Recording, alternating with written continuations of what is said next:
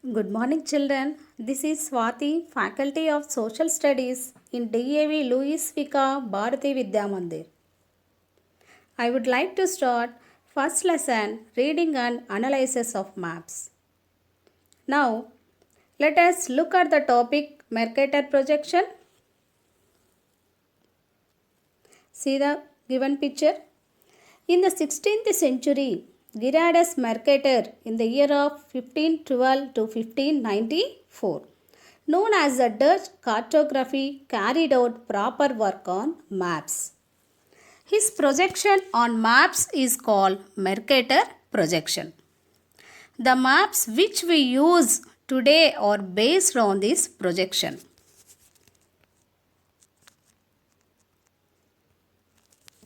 We all know that the world like a ball, and when we draw it on a paper, only the flat surface will be shown. Such representation causes distortion either shape of the continent and distance. Therefore, for the correct direction and shapes of continents, Mercator shape a method but with the distortion of sizes and direction. Once again, Mercator devised a method for showing correct shapes and direction of continent but with the distortion of sizes and distances. This method is still used to show the world. Now, map making at the time of colonization. When the European power made Asia, Australia, North and South America as their colonies, they sent map makers to those places to know properly about the climate, crops, people and resources, etc. Slowly they explored the world and prepared various maps and obtained useful information which helped the colonial power in establishing their powers. When the British ruled in India, they started making detailed maps of the interior of our country. To carry out the process in our country, they established a department called Survey of India. At the time, James Rennell, see the given picture, he is a James Rennell.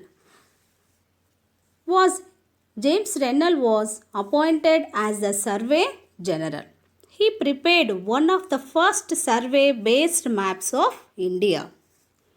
In the year 1802, William Lambton started one of the most important geographical survey in the world. He is a William Lambton. He is one of the geographical survey in the world.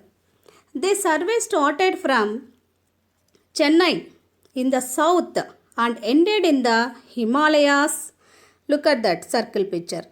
Himalayas ascertain the heights of different maps. Once again, I am repeat.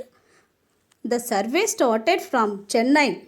Here, white circle. Observe, children.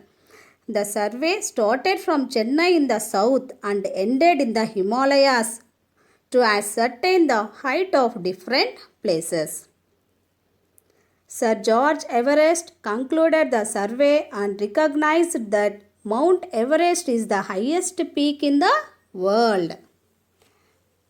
Here they mention some notes.